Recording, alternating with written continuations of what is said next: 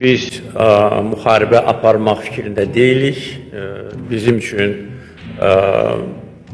yəni müharibələr artıq keçmişdə qalır və sadəcə olaraq burada bir sinergiyanın yaradılması üçün Slovakiya texnologiyaları ilə Azərbaycan maliyyə imkanlarını birləşdirərək yeni məhsulların istehsalı dünya bazarları üçün də maraqlı ola bilər.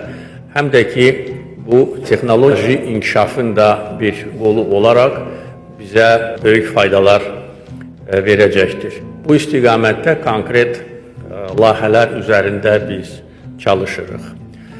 Düz bir ay əvvəl, noyabrın 8-də biz Azadlıq müharibəsinin 5-ci il dönümünü qeyd etmişdik və fəxri qonaqlar arasında Slovakiyanın Müdafiə Nazirini görmək xüsusi məmnunluq yaratmışdır. Buna görə biz Slovakiya dövlətinə və hökumətinə minnətdarıq və bu kimi jestlər bir də onu göstərir ki, biz sözün əsl mənasında dost ölkələrik.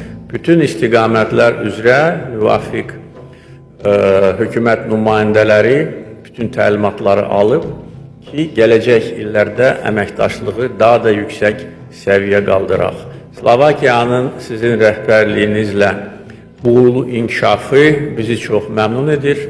Ölkənizdə sabitlik hökm sürür, iqtisadi inkişaf hökm sürür.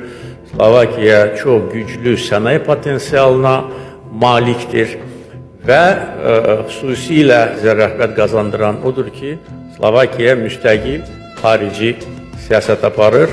Bəzi hallarda buna görə müəyyən çətinliklərlə də üzləşirsiniz, ancaq bu sizi yolunuzdan döndərmir və bizim bölgəmizdə sizin ölkənizə və rəhbərliyə çox böyük hörmət mövcuddur.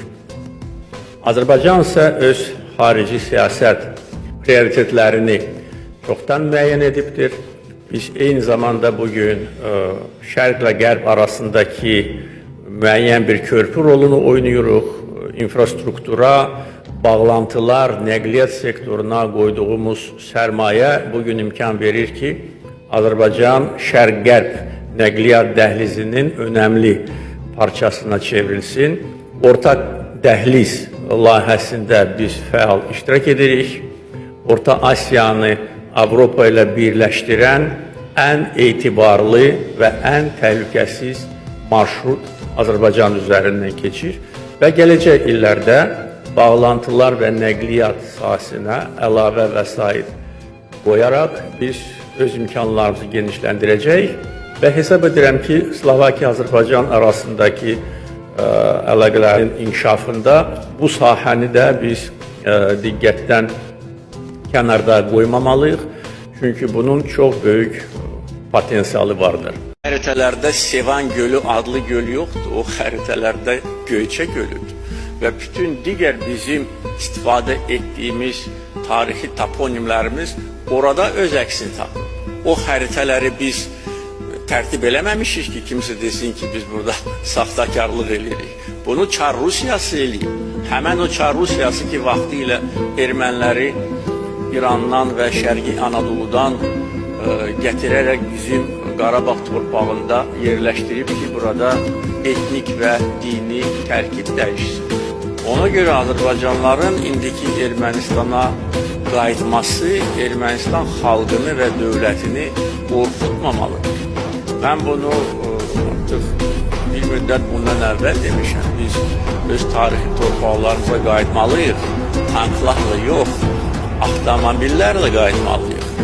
Və bunu etmək üçün əlbəttə ki, əsas vəzifə dövlət üzərinə düşür.